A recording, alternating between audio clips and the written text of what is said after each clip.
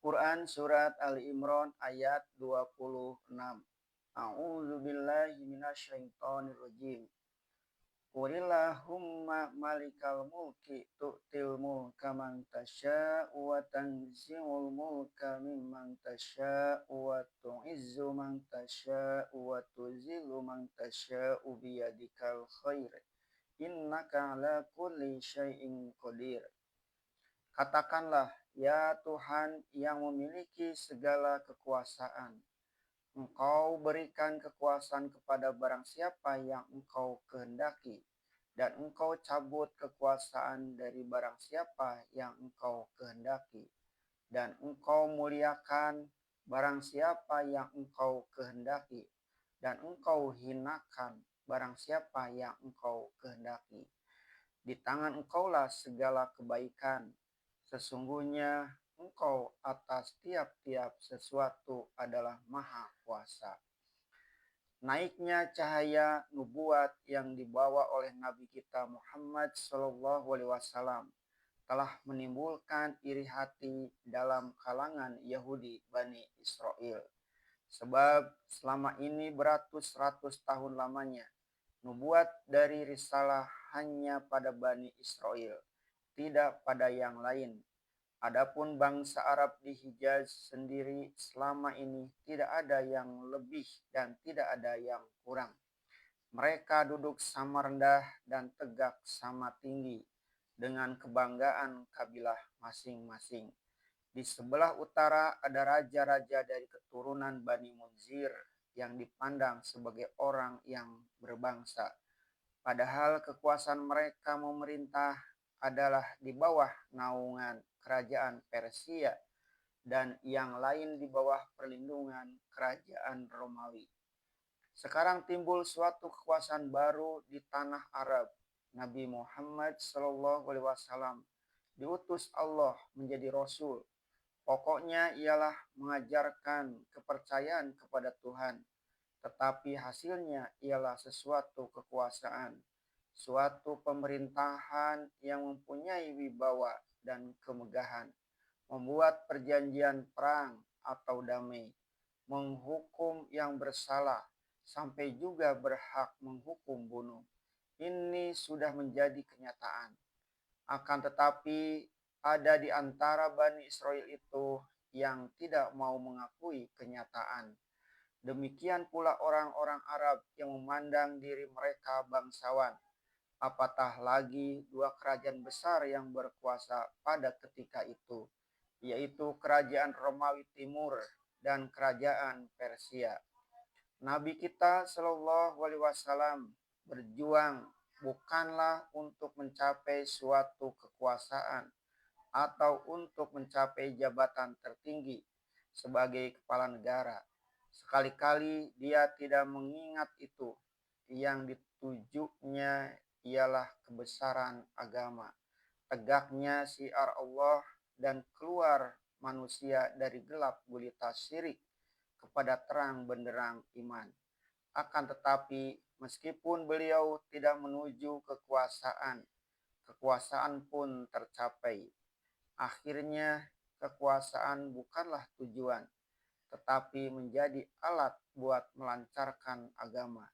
Demikianlah telah ditakdirkan oleh Allah.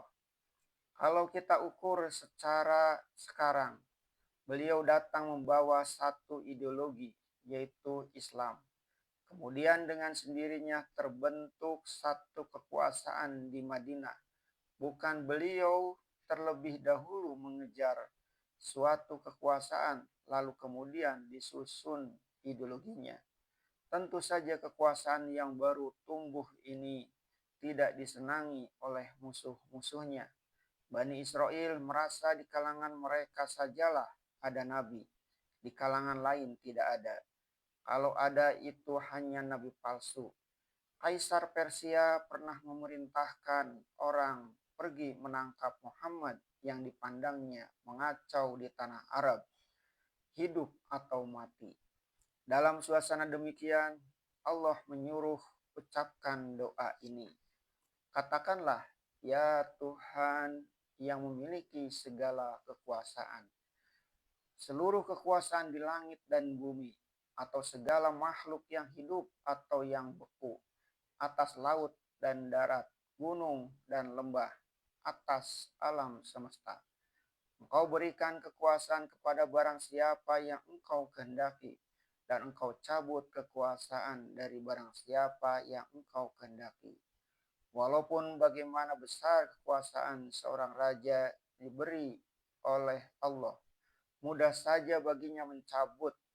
Berapa kita lihat raja-raja, sultan-sultan yang dahulu nenek moyangnya berkuasa besar, sampai pada anak atau cucu, habis kekuasaan tinggallah gelar, habis tanah tinggallah istana.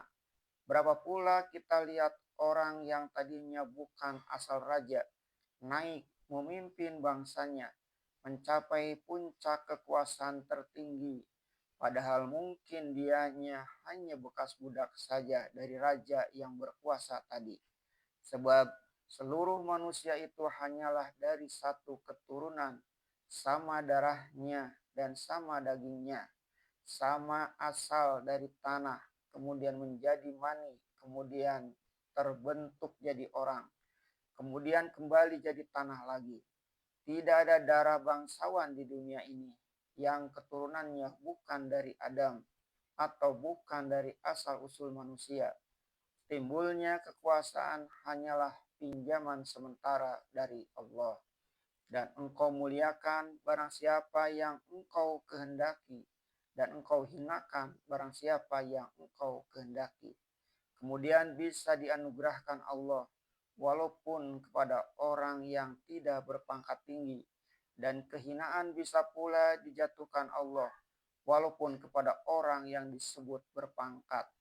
Sebab pangkat dan kemuliaan yang diberikan Allah lain coraknya dari yang diperbuat manusia. Izzah berarti kemuliaan dan zilah berarti kehinaan. Izzah bisa juga diartikan gengsi, prestise, atau wibawa. Sinarnya tidak akan dapat ditutup walaupun oleh kemiskinan.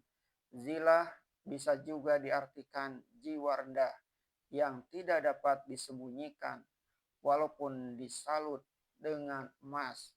Di tangan engkau segala kebaikan, yaitu engkaulah sumber telaga dari segala yang baik di alam ini.